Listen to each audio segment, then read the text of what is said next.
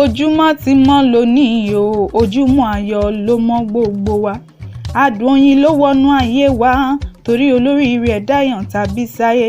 Aya ò ní lábára ẹwà sáyé o, Gbémisọ́lá ọmọ Ayọ̀dèjì, mo kí ọ kú oríire.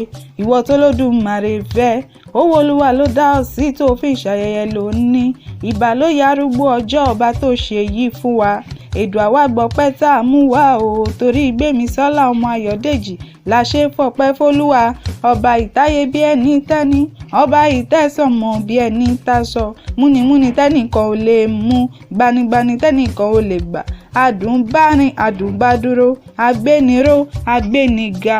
Ó ṣé Olúwa tó dámọ̀ sí o títí dòní. Ilẹ̀ onílé ọlá, ọba táyé rọ̀ bí agogo.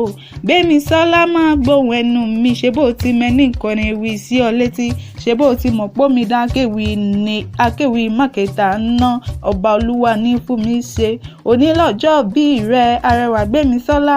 Àdápélé lédùn àfìṣẹ̀dá rẹ̀ ṣe, agùntàsọ́ lobìnrin rọ̀gbọ̀dọ̀ tí ń dáni lọ́rùn.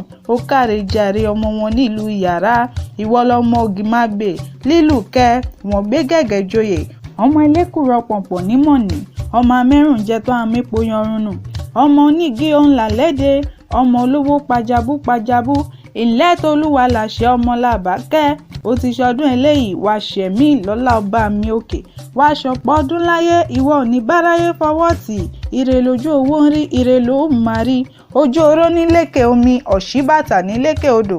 Ìwọ ló máa lékè àwọn ọ̀tá rẹ, ìwọ ò ní bá wọn kúkú rèwerèwe. Ẹni ẹlẹ́ni ò ní gbàyè tiẹ̀ ṣe.